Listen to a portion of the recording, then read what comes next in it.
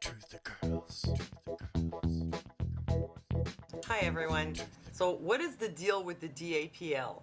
Is it on First Nations land? Depends who you ask. The Sioux say it is. The pipeline project says it's not. So what's the truth? The fact is, this is disputed territory. According to current federal law, as per a Supreme Court decision, the land the pipeline would run through is private property. However, the Sioux and the federal government do not agree on what constitutes First Nations land. And this dispute goes back over 150 years. In 1851, there was the Treaty of Fort Laramie, which accorded a large swath of land in the area to several First Nations tribes. The 1861 Treaty of Fort Laramie defined the Great Sioux Reservation. Subsequently, parts of this territory were lost by the Sioux in 1877, 1889, and 1910. This was due to the federal government violating the treaty. They did a few things. Number one, they allowed white people to settle on what was supposed to be First Nations land. Second, they even had a war with the Sioux and just took some of their land by force, and they did a bunch of other things to screw them over. Long story short, they did a whole bunch of things to screw over the First Nations people, and in the process, illegally moved the boundary lines. So the Sioux eventually took the federal government to court for this. Their case was repeatedly and unethically dismissed, but they kept going back to court. Finally, in 1980, the Supreme Court declared that the borders had indeed been moved illegally. However, they did not restore the land to the Sioux. Instead, they awarded them an over $100 million settlement. The Sioux said, "Screw you and your hush money." They refused to accept the cash, which would have amounted to accepting the court's decision. As far as they were concerned, the land was still theirs, and the Supreme Court had just participated in screwing them over. Some more. And ethically, this is true, but legally, their treaty rights had been overruled. Which begs the question, can a court overrule treaty rights? I'm sure the Sioux would say no. So now as for the issue of being water protectors.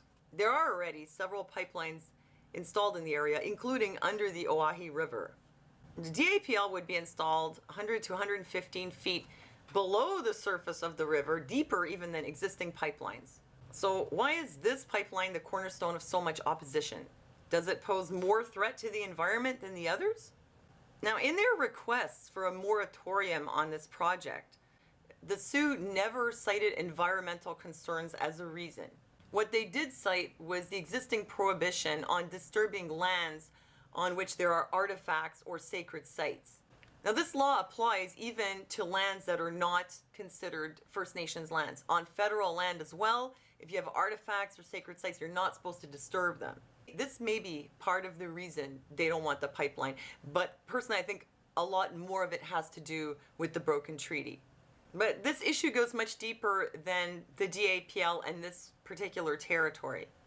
And this is why it's probably unlikely that the federal government will concede to Sioux demands. There are a couple of reasons for this. Number one, multiple treaties have been violated. So restoring this land would set a precedent.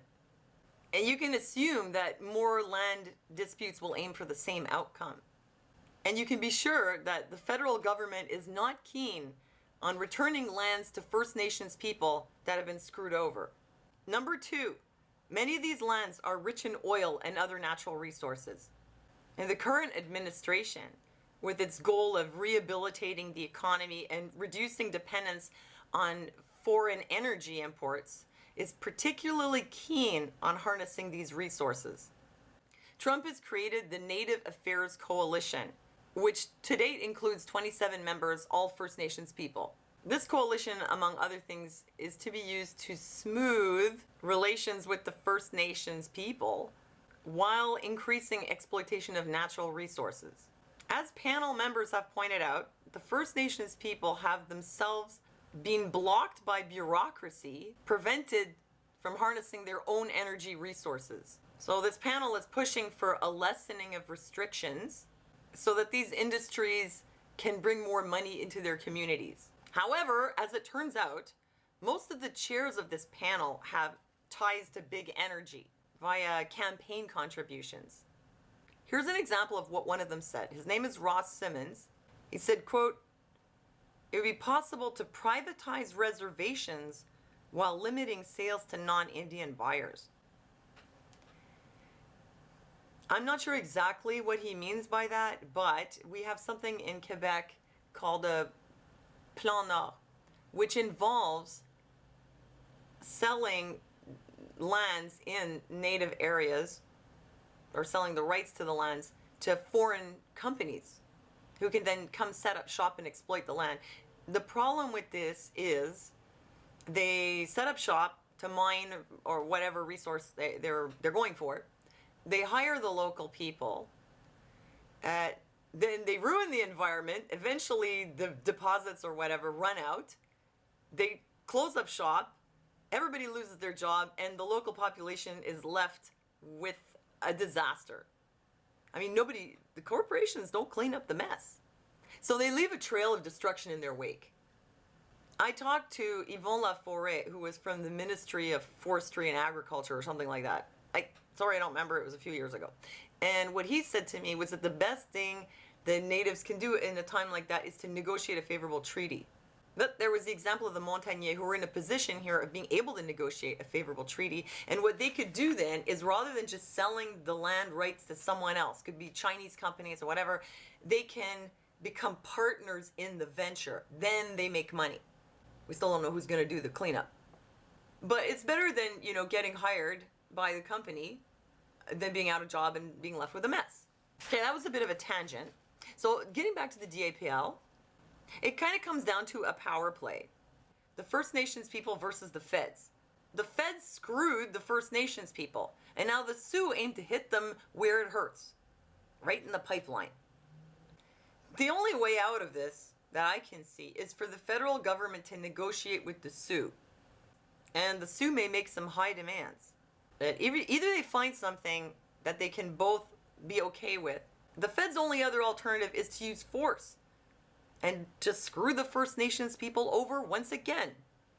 So I'm hoping that they will find an outcome that could be agreeable to both parties. Although, like I said, as I explained to you, it's complicated. But let's pray for a good resolution. Let's pray for peace.